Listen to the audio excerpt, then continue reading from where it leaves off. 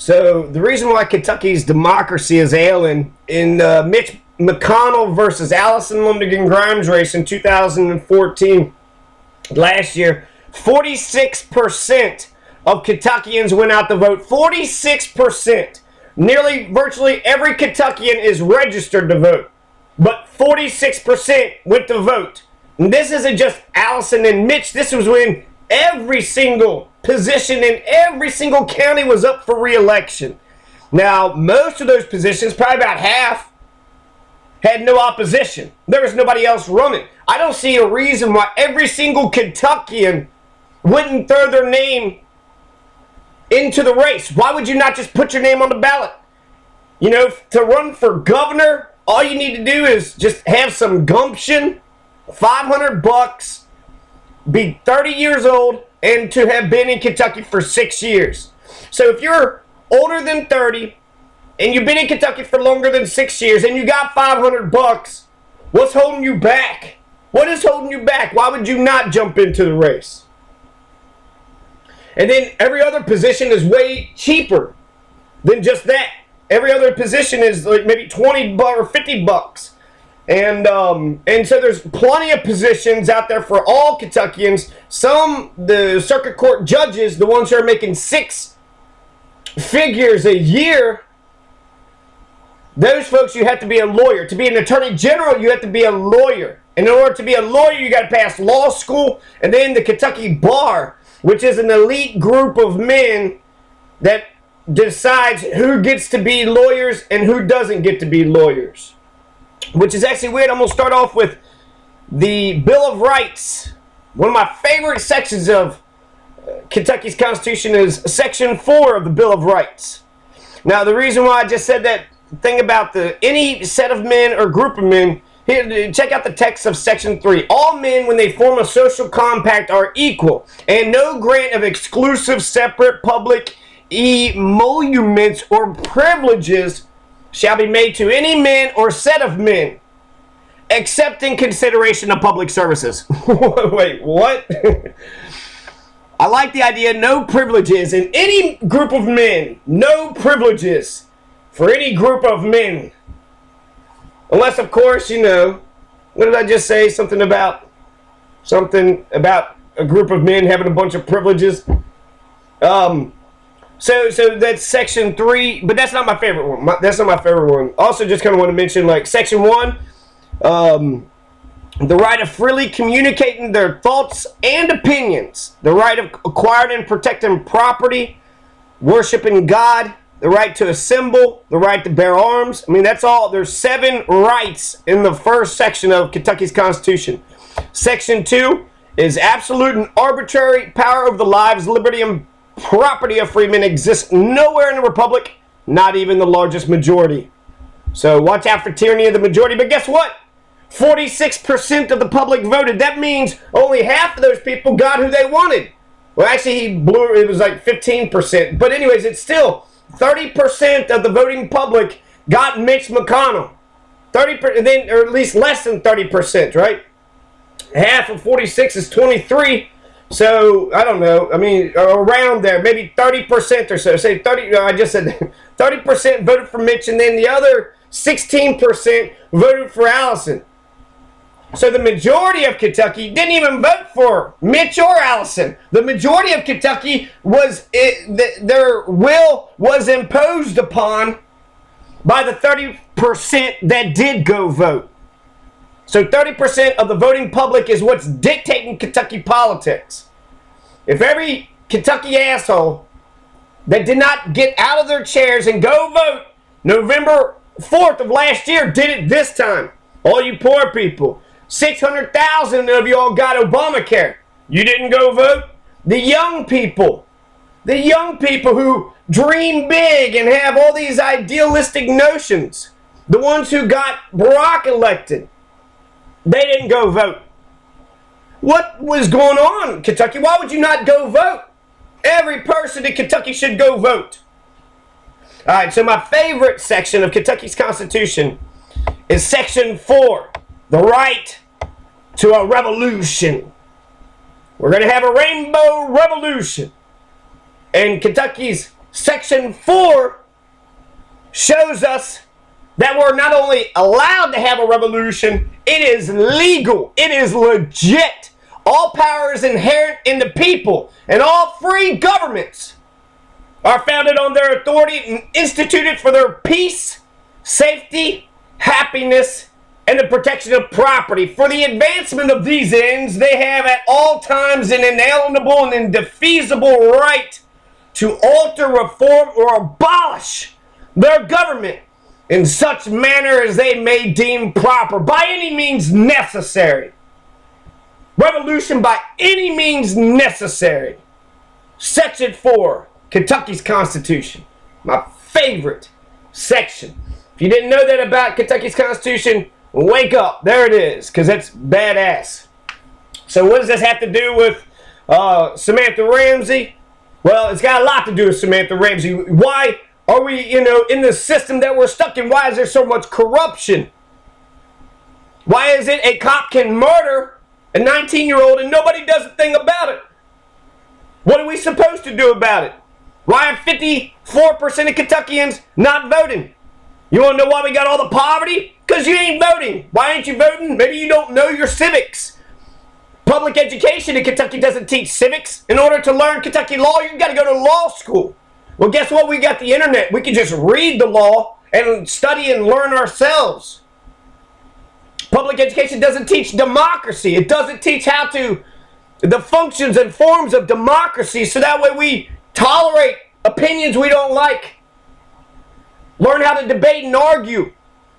State a position and then defend that position. To have debates. Jack Conway, Sandy Overly. Why can't we have any debates? So our education, I think, when I think about Mitch McConnell's election, I blame everybody. I blame everybody and everything. Oh my God. How in the hell does somebody sit in office for 30 years, not doing dick for Kentucky, still get elected? I would say $50 million in Koch brother money is probably why.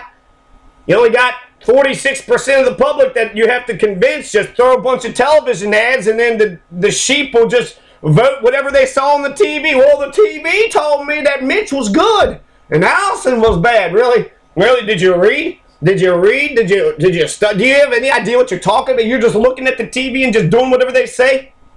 All right, anyways. So Section 4, we have a right to a revolution. And if Samantha Ramsey does not get justice, then we need a revolution. We need to change this system. This system is corrupt. It's expensive.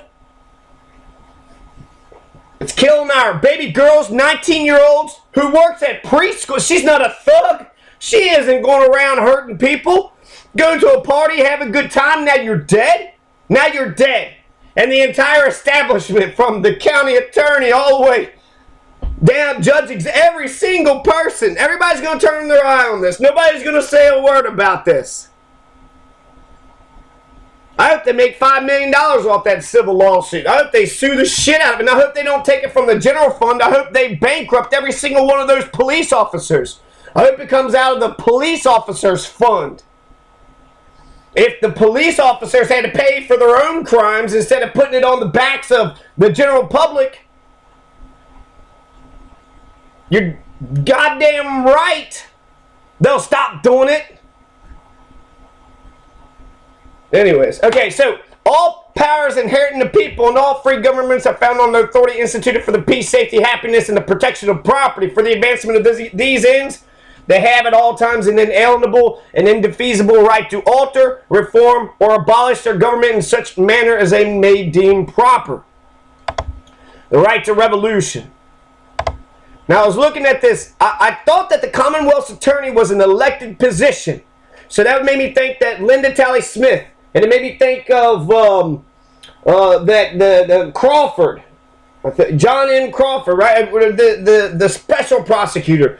I didn't see their names on these ballots. Now, if you look at these ballots, look, Adam Koenig, he has no opposition. Justice of the Peace, David C. Flagg, Cindy Arlinghouse, Robert Neese, Kenny Brown, Michael L. Helmig, Edward Prindle.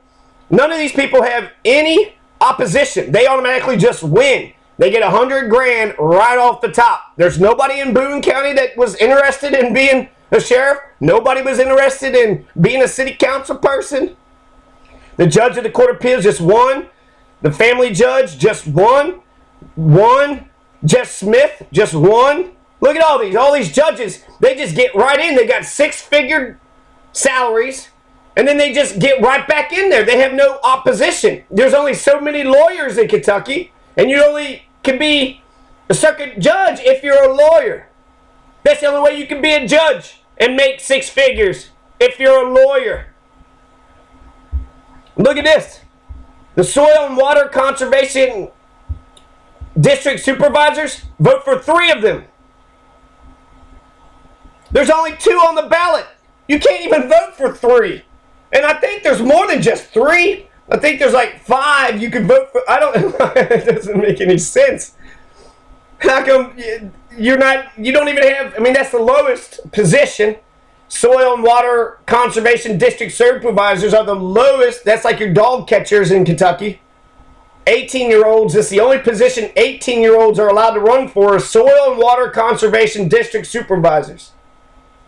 But this is the 2014 ballot. I don't see where the Commonwealth Attorney is. I don't see where Linda Talley Smith is. Supposedly, she was supposed to be like, every position is up for election, so I don't know where she's at. I don't see her.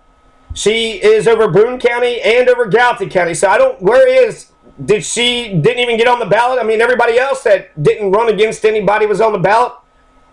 So I don't even know if they're actually, maybe they're appointed.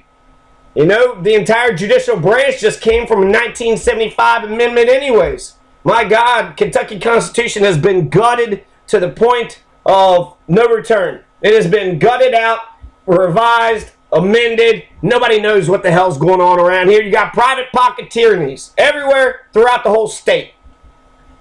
And it's going by whoever's stronger, more charismatic in their perspective and their opinion about the system. Usually your county attorneys, Commonwealth attorneys, your judge executives, your sheriffs, the people on top. Whatever they think is how things work is generally how the rest of the people just fall in line. Well, that's the sheriff. He must know what he's talking about, or maybe he don't. I would love for the police officers to, every one of them have body cameras, but even more importantly, I would love to test them on the Bill of Rights. Test them on Kentucky's Constitution. Do you even know the Constitution? Do you even know Kentucky law? And if you don't know the Constitution and Kentucky law, how can you be our sheriff? How can you be our district judge? Just because some board, just because some group of privileged men decided on who the lawyers are, doesn't mean they know what they're talking about. They could have just been putting their buddies in. Here's something else fascinating. We see Jeff Smith, district judge, making $112,000. But when I typed in Linda Smith, I found nothing. No, what are you doing? All right, so listen. Linda Smith. Oh, okay, good. Okay, good. So we did find her. Before I typed it in and nothing came up. Just somebody low-level employee.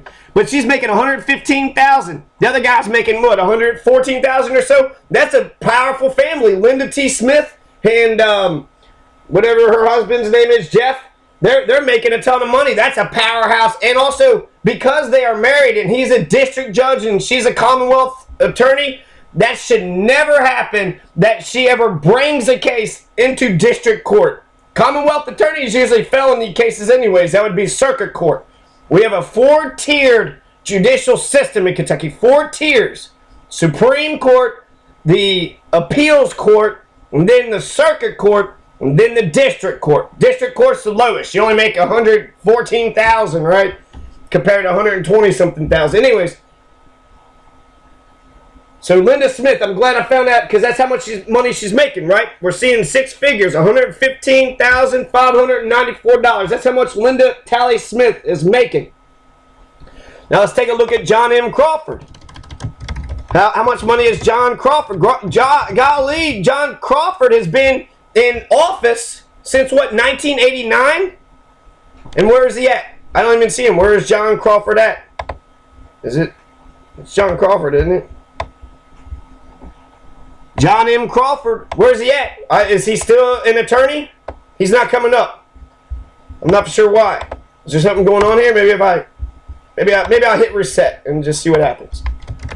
John Crawford. No matching record. So still, we don't know how much John Crawford's making. I would assume it's probably in the six figures too. Everybody's making six figures. Everybody's just kicking ass, right? Kicking ass, taking names, making a ton of money. See, she's the Honorable Linda Smith, Commonwealth Attorney. The County Attorney, Robert Neese.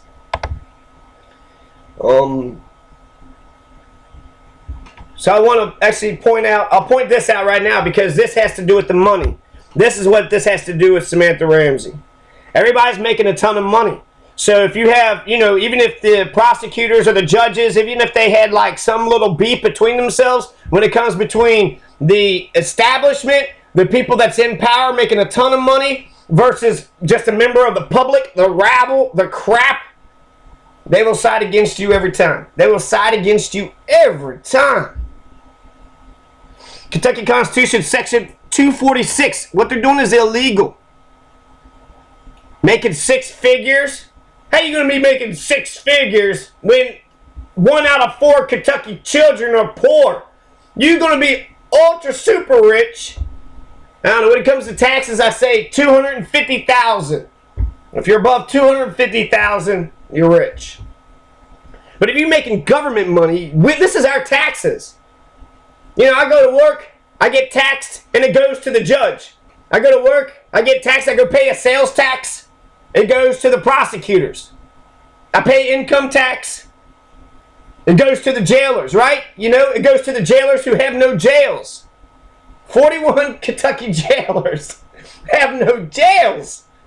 What are we doing, Kentucky? What are we doing? We're paying 41 jailers $70,000 to sit around and do nothing, and it's illegal. Look at this.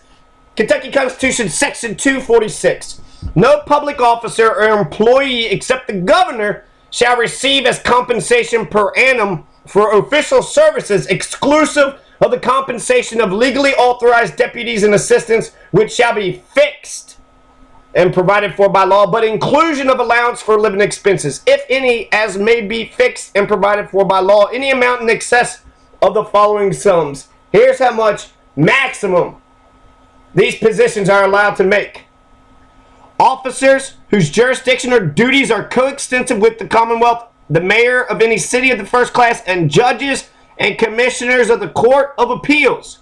Judges and commissioners of the Court of Appeals. $12,000. That's all they're allowed to make is $12,000. How are they making six figures when Kentucky Constitution says you can only make $12,000? They're making $100,000 more than what our Constitution legally says. And the Constitution is the founding charter. This is the rules that we play by. Is anybody paying attention to the Kentucky Constitution? Is anybody paying attention to it?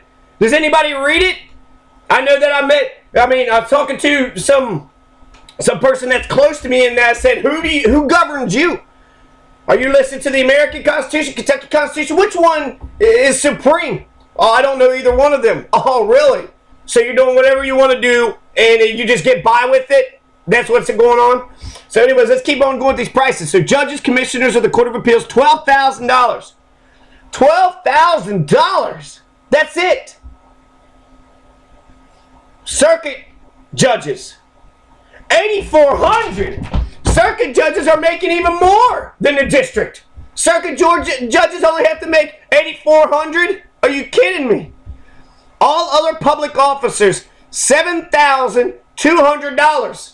Jailers are making $70,000 for nothing. The sheriff arrests somebody, and if you don't have a jail but you got a jailer, then after the sheriff arrests somebody, the sheriff hands the suspect off to the jailer, and then the jailer drives it to the next county. My God, that's stupid. That is dumb. Why do you need to transfer somebody? You're giving them a chance to run away. If the sheriff has already caught him, let the sheriff drive down to the next county. Why do you need to stop at somebody's house or a jailer that's just hanging around the sheriff's department because he don't have a jail to hang out with, to hang in.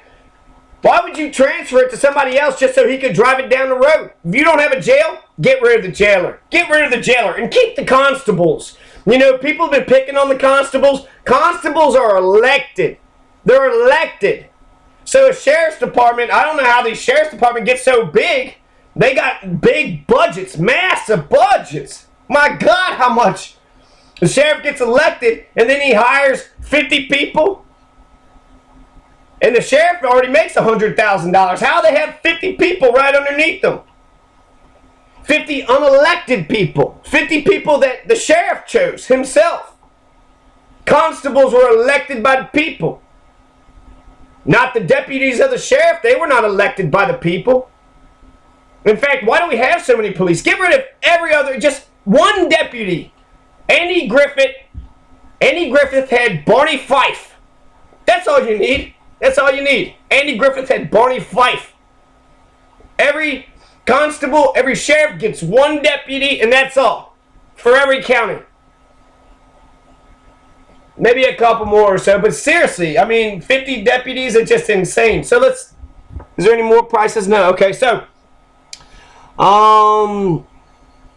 and nothing in this amendment shall permit any officer to receive for the year 1949 any compensation in excess of the limit in force prior to the adoption of this amendment.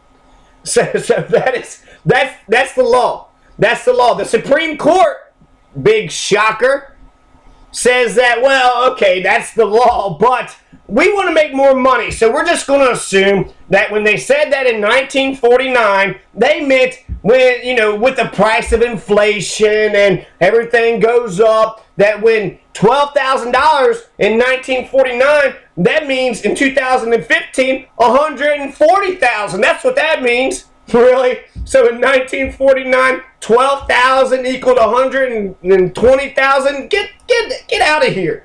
That means the price of the dollar is going up 10 times, tenfold. That might be true. I don't know. It might be true, but that's it's not constitutional. It's not constitutional. I am in favor of a constitutional convention. Rewrite these laws. Make it a nice, concise, tiny constitution that every Kentuckian memorizes by heart. Let's get some Kentucky pride. Let's get some Kentucky pride in here. We start loving our Constitution and our laws and our way of life. Yeah, we got good basketball teams. Good. That's great. Do we have a good democracy? Do we have good civics? Is every citizen, when they go through our public school, are they being taught that they could just become the soil and water conservation district supervisor when they become 18? Are we being taught this? Or are we intentionally being dumbed down? Are we intentionally being kept ignorant just so that the government officials get to keep their check and then everybody else has to go find some money some other ways? Maximum limit on the compensation on public officers. This is the maximum. This is the Constitution. And look, they have amendments. The last time they amended this was 1949. They haven't changed that law. I say let's go back to that law. You're a judge, you make $12,000 now. That's all you make, $12,000. Here's another interesting thing that I came across. The salary of the county attorney. It says it should not be less than $20,000. So Section 46 says the maximum. You can only make the maximum, of $12,000, $8,400, and all the other public officers just $7,200. $7,200. That's all you can make if you're anybody else besides circuit court judges and commissioners of the Court of Appeals. That's it. Well, here, the law, the statute, 15.765, it says you can only make a limit of $20,000. This is direct contradiction. 15.756 contradicts Section 246. We need consistency. And when the laws are jumping off past our Constitution, the system's broke. It's, again, it's private pocket tyrannies. Private pocket tyrannies in all areas, in every county. In every county, whoever controls the courthouse is the private pocket tyranny that controls everything in the county. It's the courthouse. That's where all the family feuds, that's where all the feuds in Eastern Kentucky happened. It was all centered around the courthouse. So whoever's controlling the courthouse controls the county. And it's not just about controlling the building, but also the minds of those people in the building. You know, sometimes the county attorney doesn't even have to, they have their own office outside somewhere. They don't need the building. They got the influence. Everybody in the building knows he's the boss, and you shut your mouth when you see the man come in the building. Each county attorney shall be paid each month the sum of $500. Okay, anyways. The thing I want to point out with this is the county attorney shall not be prohibited from engaging in private practice of law. What the fuck? That's the stupidest thing I think I've ever heard. The county attorney should not be prohibited from engaging in the private practice of law. So that means I elect a man to be the county attorney of Breckenridge County. So you're the county attorney. You're the one that's going to be prosecuting everything that goes on in Breckenridge County. But if you're allowed to get in the private practice of law, that means you represent all of Breckenridge County for the most part until some rich man throws you $500 in your face and says, "Now be my bitch, bitch." That gives undue influence to private, rich, wealthy people. Wealthy people throw some money in the face of the county attorney. Now the county attorney is bought and paid for by wealthy interest. You're telling me these people that's in private practice, they can somehow separate the fact that these wealthy people are paying them all this money to do this and to do that? No, they cannot. That should be banned. Number 4, but look at when it was amended. Look at when this law was passed. Look at what they're doing. This was 2010. They did this 5 years ago. Oh, big shocker. These politicians keep on paying themselves more money, breaking the Constitution, amending, revising, confiscating, just confusing, right? Just making everything just confusing. So they can get a ton of money, and they can engage in private practice of law and make even more money, and they get all the money, and everybody else has got to work for minimum wage at the Taco Bell. The county attorney shall not be prohibited from engaging in private practice of law. So that's not even, I don't even know why you would have to write something like that unless it said that they were prohibited, and now they said, Mom, how about instead of being prohibited, what if we do not prohibit? Oh, it's unbelievable. So you're seeing the corruption, you're seeing the money that people making and are not making. Kentucky Revised Statute 121.310 makes it a felony for employers to coerce or direct any employee to vote for any political party or candidate. That's important to know, Kentucky. So if you're a boss, like Papa John tries to tell you, you got to vote for Obama, you got to vote against Obama, right? That's what the people say in Kentucky. Oh, I love Kentucky. I voted for Obama, and then I sued him, right? That's what Jack Conway says. This comes on after the Sullivan. The executive said, don't vote for Jack Conway, vote for Rand Paul or something. And then they try to, a special prosecutor was then thrown at Sullivan. So that's Jack Conway. That's how Jack Conway runs things, right? They heard that Sullivan University told their employees to vote for another person, which they shouldn't do. I agree with this. But it's also very much in Jack Conway's interest to say, hey, you told them all to vote for my opposition? Well, that's illegal. It's a felony, actually, according to the KRS 121.310. That's a felony.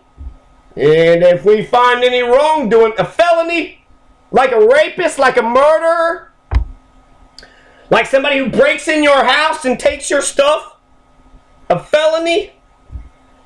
Yeah, I guess so. I don't know. It's elections. Nobody should fuck with the elections. No one should fuck with your right to vote. So I'm actually in favor of that, but I just wanted you to know that. So the KRS statute 121.310 makes it a felony for employers to coerce or direct any employee to vote for any political party or candidate.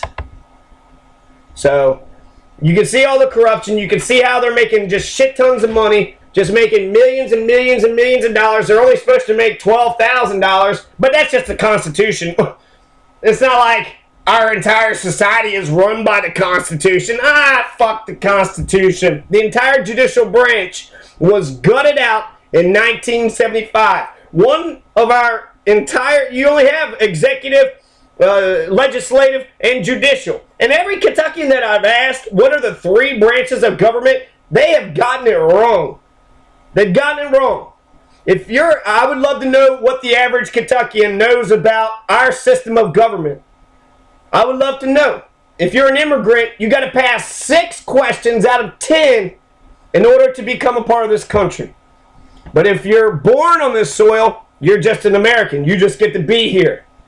But I'd like to think if you go through 13 years of public school, you would eventually find out that the 3 branches of government is the judicial, the executive, and the legislative. If you didn't find that part out, your public education failed you. And they're not teaching civics. They're not teaching democracy. Rainbow Revolution. Come on, Kentucky. Stand up.